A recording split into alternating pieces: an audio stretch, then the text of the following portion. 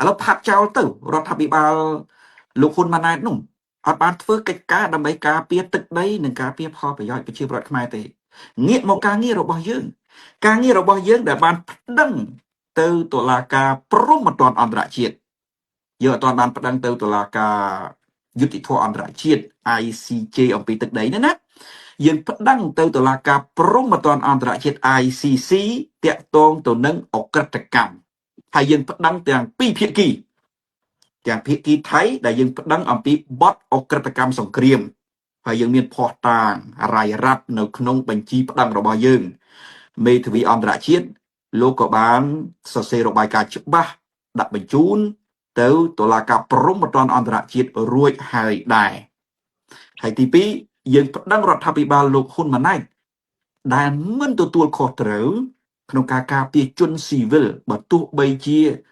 ដ្ឋាភិបាលលោកហ៊ុនម៉ាណែតនឹងបានដឹងថាថៃផ្លោកមកក៏ដោយ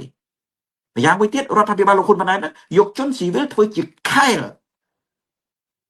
សម្រាប់លេងល្បែងសង្គ្រាមទៅទៀតមានន័យថាឲ្យជនស៊ីវិលទៅស្លាប់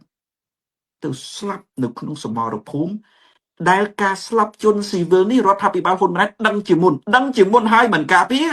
ដឹងជាមុនហើយមិនជំលះអាហ្នឹងគឺពាក់ព័ន្ធទៅនឹងអក្រិតកម្មដែរ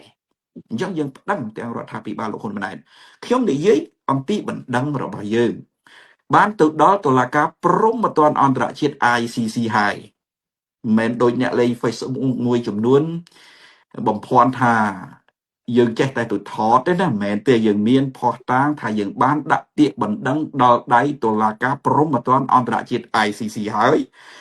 បណ្ដឹងរបស់យើងធ្វើត្រឹមត្រូវតាមច្បាប់មាននីតិវិធីច្បាស់លាស់មានមេធាវីការពីក្តីច្បាស់លាស់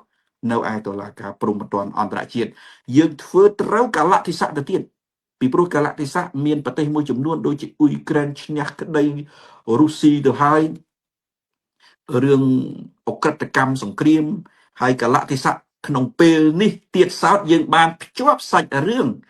ដែលថៃបានផ្លោមឬក៏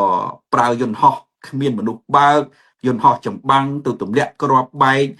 នៅតំបន់មួយចំនួនដែលគេហៅថាទីតាំងឆបោកតាមអនឡាញហើយអាទីតាំងឆបោកតាមអនឡាញហ្នឹងវាចំណុចក្តៅមួយនៅក្នុងនយោបាយអន្តរជាតិដែលគេចាប់អារម្មណ៍ខ្លាំងណាស់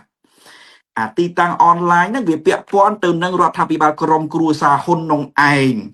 ក្រុមគ្រួសារហ៊ុនដឹងជាមុនថាពួកគេបានលាក់មនុស្សនៅទីនោះប៉ុន្តែថៃបាញ់មកហើយដឹងគម្រោងរបស់ថៃបាញ់មកហើយមិនជំលះចេញអាហ្នឹងគឺពាក់ព័ន្ធទៅនឹងការសម្លាប់មនុស្សដោយចេតនា